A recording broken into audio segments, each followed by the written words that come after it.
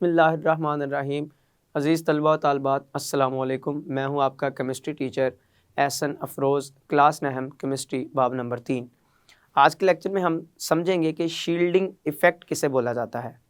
अक्सर औकात बच्चे इन दो चीज़ों के अंदर बड़ी मुश्किल का सामना करते हैं कि शील्डिंग इफ़ेक्ट या मुअस्सर न्यूक्लियर चार्ज, ये दोनों एक ही चीज़ें हैं। तो हम इन दोनों को एक दूसरे से फ़र्क रखते हुए आज के लेक्चर में समझने की कोशिश करते हैं। तो आए चलते हैं क्लास बोर्ड की तरफ। शील्डिंग इफ़ेक्ट, इसमें एक नई चीज़ सीखने को मिलेगी हमें शील्डिंग इफ़ेक्ट के अंदर, और वो है मुअस्सर न्यूक्लियर चार्ज किसे कहते हैं। हमने एटॉमिक रेडियस पढ़ते हुए इस लफ्ज़ का इस्तेमाल किया था, लेकिन यहाँ पे हम ज़रा तफसील से समझेंगे कि मुअस्सर न्यूक्लियर चार्ज क्या होता है, या इसको जेड इफ़ेक्ट भी बोला जाता है। शील्डिंग इफ़ेक्ट क्या होता है, पीरियोडिक टेबल में ग्रुप्स के अंदर, पीरियड्स के अंदर शील्डिंग इफ़ेक्ट में तब्दीली का क्या रुझान है, वगैरह वगैरह। तो सबसे पहले हम शील्डिंग इफ़ेक्ट की तारीफ से शुरू करते हैं कि ये है क्या। अंदरूनी इलेक्ट्रॉन्स की वजह से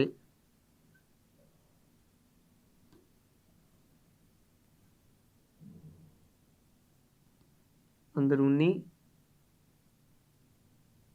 इलेक्ट्रॉन्स की वजह से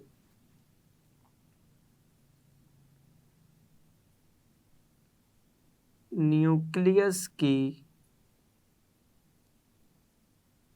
अपने वैलेंस शेल पर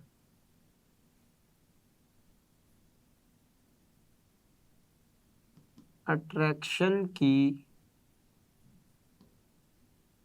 कुव्वत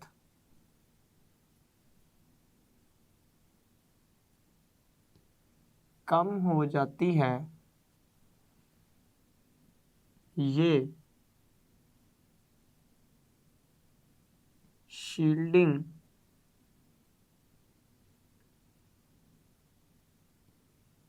इफ़ेक्ट कहलाता है। इस तारीफ को समझने के लिए मैं आपको एक मिसाल देता हूँ कि आप फ़र्ज़ कर लें कि ये न्यूक्लियस और ये न्यूक्लियस से बाहर मुख्तलिफ शेल्स हैं, जिनको मैं इन डॉट की मदद से ज़ाहिर कर रहा हूँ। ये मैंने यहाँ पे ना 3 शेल्स डॉट की मदद से बनाए हैं न्यूक्लियस के गिर्द। एक एटम, एटम के मरकज़ में क्या मौजूद है, न्यूक्लियस, और न्यूक्लियस के बाहर ये क्या मौजूद है, शेल, मतलब K shell, L shell, M shell, और हमने पढ़ाई आगे इसी तरह से बढ़ते चले जाते हैं। न्यूक्लियस और न्यूक्लियस से बाहर ये क्या मौजूद है, शेल्स। ये मुख्तलिफ शेल्स मौजूद है। मैं जानता हूं कि इलेक्ट्रॉन इस न्यूक्लियस के गिर्द इन शेल्स में क्या करते हैं, न्यूक्लियस के गिर्द घूमते हैं। ये इलेक्ट्रॉन्स भी मैं बना रहा हूँ न्यूक्लियस के गिर्द। चूँकि मैंने 3 शेल्स बनाए हैं, लिहाजा मैंने पहले 2 शेल को मुकम्मल किया और तीसरे शेल के अंदर एक इलेक्ट्रॉन को ज़ाहिर कर दिया। पहले शेल में चूँकि ज़्यादा से ज़्यादा 2 इलेक्ट्रॉन आ सकते हैं, दूसरे शेल में ज़्यादा से ज़्यादा 8 आ सकते हैं, तीसरे में 18 आ सकते हैं। मैंने एक बनाया, एक और बना लेते हैं। ये न्यूक्लियस अपने हर शेल में पाए जाने वाले इलेक्ट्रॉन के ऊपर अपनी एक अट्रैक्शन रखता है, क्योंकि न्यूक्लियस के अंदर क्या मौजूद है, प्रोटॉन्स। प्रोटॉन्स के ऊपर चार्ज कौन सा है, पॉजिटिव। न्यूक्लियस के बाहर क्या है, इलेक्ट्रॉन्स। इलेक्ट्रॉन्स के ऊपर चार्ज कौन सा है, नेगेटिव। और पॉजिटिव नेगेटिव एक दूसरे को क्या करते हैं, अट्रैक्ट करते हैं। तो ये न्यूक्लियस के अंदर पाए जाने वाले प्रोटॉन्स इन इलेक्ट्रॉन्स को अपनी तरफ अट्रैक्ट करने की कोशिश करते हैं, पहले शेल्स के, दूसरे शेल्स के, या तीसरे शेल्स के। न्यूक्लियस जब इन इलेक्ट्रॉन्स को अपनी तरफ अट्रैक्ट करता है, तो आखिरी शेल में पड़े हुए इलेक्ट्रॉन्स के ऊपर जो अट्रैक्शन की ताकत है वो न्यूक्लियस की कम होती चली जाती है। क्यों? क्योंकि न्यूक्लियस के करीब जो इलेक्ट्रॉन्स हैं वो उस ताकत का बहुत ज़्यादा हिस्सा खुद रोक लेते हैं। न्यूक्लियस ने क्या की, एक ताकत भेजी, जिस ताकत की बिना पर उसने अपने आखिरी शेल में पड़े हुए इलेक्ट्रॉन्स को अपनी तरफ क्या करना था, अट्रैक्ट करना था। अब न्यूक्लियस ने जितनी ताकत भेजी आखिरी इलेक्ट्रॉन तक, वो ताकत, वो फोर्स, वो अट्रैक्शन वो आखिरी इलेक्ट्रॉन तक पहुंच नहीं पाती। क्यों नहीं पहुंच पाती? इस दरमियान में मौजूद इलेक्ट्रॉन्स की वजह से। ये दरमियानी इलेक्ट्रॉन्स तादाद में जितने ज़्यादा होंगे ना, ये उस ताकत का ज़्यादा से ज़्यादा हिस्सा रोक लेंगे और आखिरी इलेक्ट्रॉन तक उतनी ताकत नहीं पहुंचने देंगे जितनी न्यूक्लियस ने भेजी होगी। तो जितनी ज़्यादा ये इस तरह से रुकावट का बायस बनेंगे उस ताकत को आखिरी इलेक्ट्रॉन तक पहुंचाने के लिए, इस इफेक्ट को क्या नाम दिया जाता है? शील्डिंग इफेक्ट का नाम दिया जाता है। शील्डिंग ये लफ्ज़ ही हमें इस बात की तरफ इशारा देता है, महफूज करने वाला, बचा लेना। तो ये इलेक्ट्रॉन्स जो आखिरी शेल, वैलेंस शेल के अंदर पड़े हुए शेल्स के अंदर इलेक्ट्रॉन्स हैं, ये इलेक्ट्रॉन्स क्या कर रहे हैं? न्यूक्लियस की ताकत को, जो न्यूक्लियस ने अपने आखिरी शेल में भेजी है, उस ताकत को रोक रहे हैं, उसकी हिफाजत कर रहे हैं, उसको महफूज कर रहे हैं, उसके लिए रुकावट का बायस बन रहे हैं। तो ये दरमियान में मौजूद इलेक्ट्रॉन्स क्या करते हैं? न्यूक्लियस की अपने आखिरी शेल में पड़े हुए इलेक्ट्रॉन्स तक भेजी गई ताकत का बहुत सा हिस्सा रोक लेते हैं। जो हिस्सा रोक लेते हैं, इस इफेक्ट को क्या नाम दिया जाता है? शील्डिंग इफेक्ट का नाम दिया जाता है। तो मैं ज़रा वजाहत करता हूँ इस चीज़ की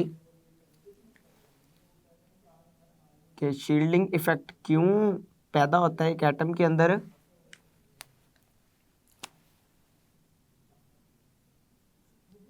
न्यूक्लियस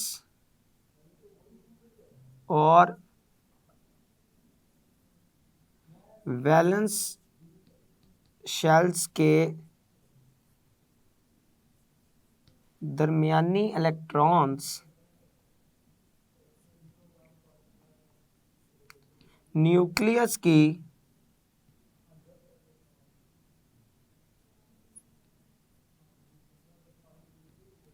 अट्रैक्शन की ताकत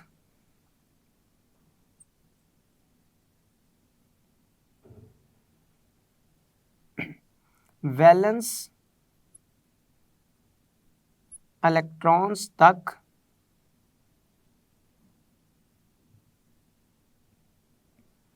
पहुंचने नहीं देते या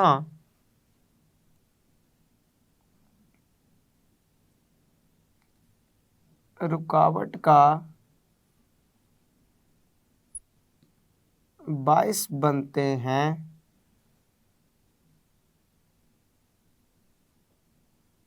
ये इफेक्ट शील्डिंग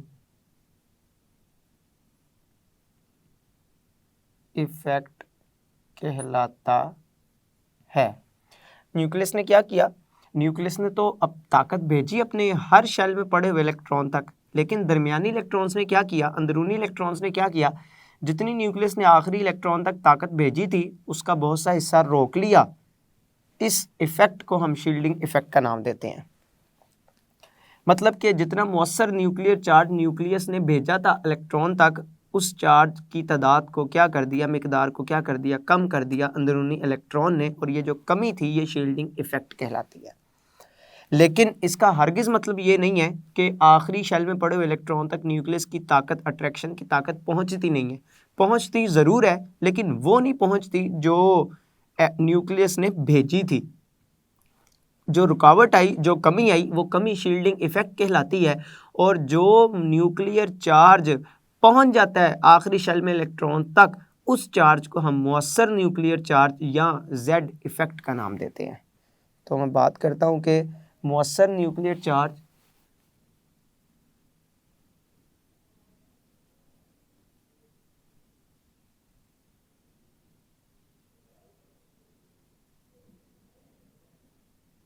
या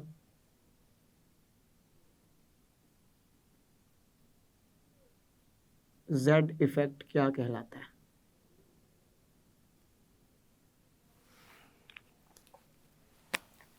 तो अंदरूनी इलेक्ट्रॉन्स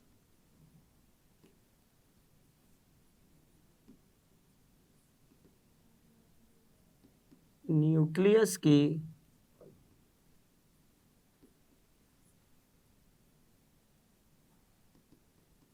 अट्रैक्शन की ताकत को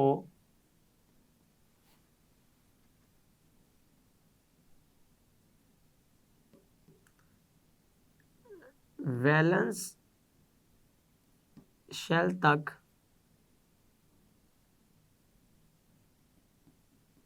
पहुंचने में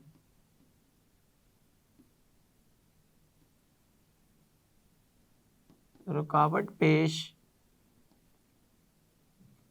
करते हैं, जिससे वैलेंस शेल पर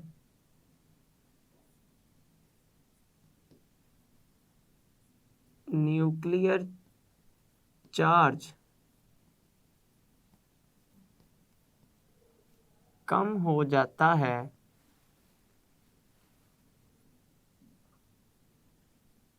इसके नतीजे में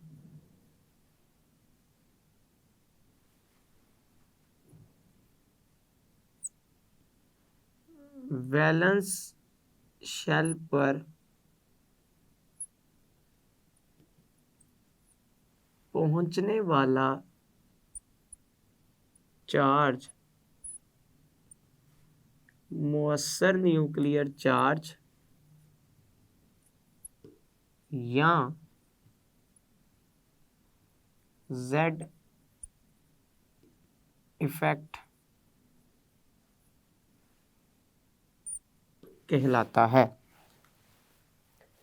तो क्या किया अंदरूनी इलेक्ट्रॉन्स ने, क्या किया, न्यूक्लियस की वो ताकत जो इसने आखिरी शेल तक भेजी थी उसको कम कर दिया, लेकिन जो कमी के बाद ताकत पहुंच रही है इस इलेक्ट्रॉन के ऊपर, उस चार्ज को न्यूक्लियस का वो चार्ज मौसर न्यूक्लियर चार्ज या जेड इफेक्ट कहलाता है। और ये जो कमी जाहिर की है, कमी पैदा की है दरमियानी इलेक्ट्रॉन्स ने, ये इफेक्ट शील्डिंग इफेक्ट कहलाता है। एक बात आप यहाँ पे याद रख सकते हैं कि जितना जितना शील्डिंग इफेक्ट ज़्यादा होगा, शील्डिंग इफेक्ट ज़्यादा होने से मुराद दरमियानी इलेक्ट्रॉन्स, अंदरूनी इलेक्ट्रॉन्स जितनी न्यूक्लियस की ताकत को रोक लेंगे, इसका मतलब न्यूक्लियस की ताकत, न्यूक्लियस की अट्रैक्शन आखिरी इलेक्ट्रॉन तक उतनी कम हो जाएगी। तो शील्डिंग इफेक्ट दरमियान वाली जो ताकत है, मतलब दरमियान में इलेक्ट्रॉन्स की तादाद जितनी ज़्यादा होगी, इस न्यूक्लियस की जो अट्रैक्शन है, जो ताकत है, वो यहाँ पर ज़्यादा रुक जाएगी, आखिर तक चार्ज उतना कम पहुंचेगा। इसका मतलब कि शील्डिंग इफेक्ट दरमियान में जितना ज़्यादा होगा, मुअस्सर न्यूक्लियर चार्ज उतना कम होगा। तो मैं इन तमाम बातों से एक ताल्लुक यहाँ पे लिख देता हूँ इसको मज़ीद समझने के लिए कि शील्डिंग इफेक्ट और मुअस्सर न्यूक्लियर चार्ज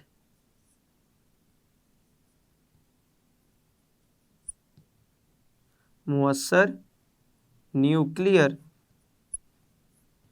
चार्ज ये आपस में एक दूसरे से इन्वर्स ताल्लुक़ रखते हैं, इन्वर्सली प्रोपोर्शनल है एक दूसरे के। शील्डिंग इफेक्ट जितना ज़्यादा होगा, शील्डिंग इफेक्ट जितना ज़्यादा होगा, आखिरी इलेक्ट्रॉन के ऊपर न्यूक्लियस का चार्ज उतना कम होगा, या शील्डिंग इफेक्ट जितना कम होगा, वैलेंस शेल में मौजूद इलेक्ट्रॉन्स पर न्यूक्लियर चार्ज उतना ज़्यादा होगा। तो इस ताल्लुक से आप इन दोनों बातों को अच्छी तरह से समझ सकते हैं कि शील्डिंग इफेक्ट से क्या मुराद है, या इफेक्टिव जेड इफेक्ट से या मुअस्सर न्यूक्लियर चार्ज से क्या मुराद है।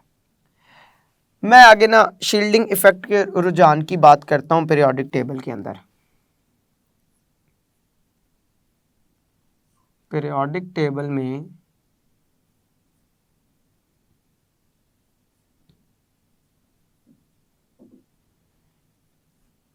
शील्डिंग इफेक्ट का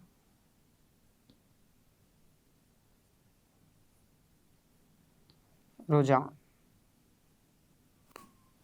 तो जब हम पीरियोडिक टेबल में रुझान की बात करते हैं तो हम पीरियड के अंदर शील्डिंग इफेक्ट की बात करेंगे और ग्रुप के अंदर शील्डिंग इफेक्ट की बात करेंगे। पहले हम करते हैं ग्रुप के अंदर शील्डिंग इफेक्ट की बात। ग्रुप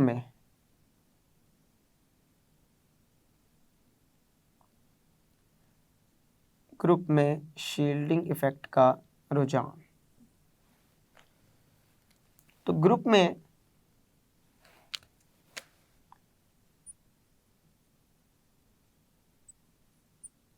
ऊपर से नीचे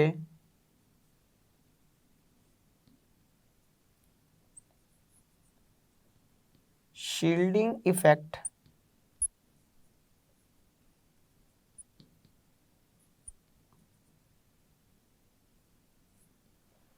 बढ़ता है। ग्रुप में ऊपर से नीचे शील्डिंग इफेक्ट बढ़ता है। क्यों बढ़ता है? वजह, क्योंकि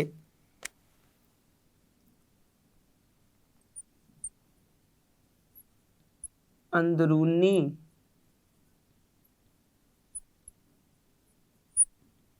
इलेक्ट्रॉन्स की तादाद शेल के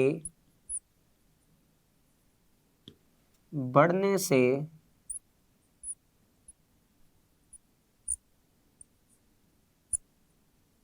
बढ़ती चली जाती है। अंदरूनी इलेक्ट्रॉन्स जितने ज़्यादा होते चले जाएंगे वो न्यूक्लियस की ताकत को आखिरी शेल तक उतना ही जाने से रोकते रहेंगे, और जितना न्यूक्लियर चार्ज न्यूक्लियस का रुकता रहेगा इस इफ़ेक्ट को शील्डिंग इफ़ेक्ट बोलते जाएंगे। तो जितने शेल्स बढ़ेंगे, अंदरूनी शेल जितने बढ़ेंगे उसमें अंदरूनी इलेक्ट्रॉन उतने बढ़ेंगे, जितने इलेक्ट्रॉन बढ़ेंगे ताकत उतनी ज़्यादा रोक लेंगे, तो हम कहेंगे शील्डिंग इफेक्ट उतना ही ज़्यादा है। और शील्डिंग इफेक्ट जितना ज़्यादा होगा मौसर न्यूक्लियर चार्ज यानी आखिरी इलेक्ट्रॉन तक जो चार्ज पहुंच पा रहा है वो उतना ही कम होगा। यही वजह है कि सोडियम की निस्बत पोटाशियम में से इलेक्ट्रॉन को निकालना आसान है। तो एक मिसाल भी इसकी ले लेते हैं यहाँ पे।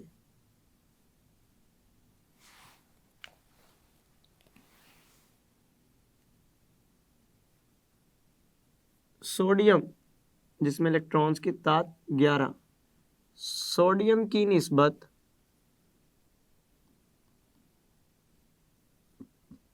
पोटाशियम में से जिसमें इलेक्ट्रॉन्स की तादाद 19, इलेक्ट्रॉन निकालना ज़्यादा आसान है, क्योंकि इलेक्ट्रॉन अंदरूनी शेल के अंदर इलेक्ट्रॉन की तादाद ज़्यादा है। ज़्यादा होने की वजह से शील्डिंग इफेक्ट पोटाशियम के अंदर सोडियम की निस्बत ज़्यादा है। शील्डिंग इफेक्ट जितना ज़्यादा होगा आखिरी इलेक्ट्रॉन पर न्यूक्लियस का चार्ज उतना कम होगा, और आखिरी इलेक्ट्रॉन पर न्यूक्लियस का चार्ज जितना कम होगा उस इलेक्ट्रॉन को निकालना उतना ज़्यादा आसान हो जाएगा, और शील्डिंग इफेक्ट ज़्यादा होने की वजह से इलेक्ट्रॉन का निकलना आसान हो जाता है। आगे बात करते हैं कि पीरियड में क्या रुझान है।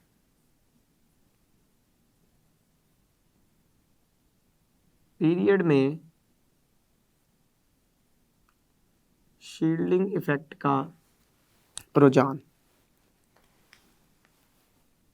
पीरियड में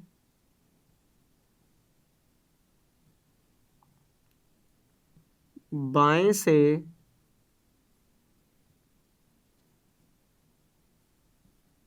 दाएं जानिब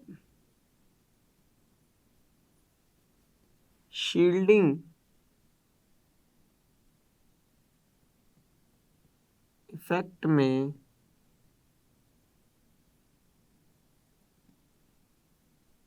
कमी आती है।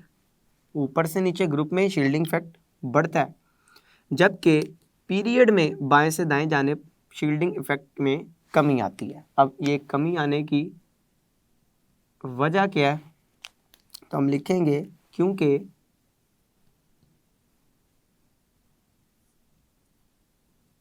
पीरियड में शेल्स की तादाद तब्दील नहीं होती, जिसकी वजह से अंदरूनी इलेक्ट्रॉन्स तब्दील नहीं होते और वैलेंस शेल में इलेक्ट्रॉन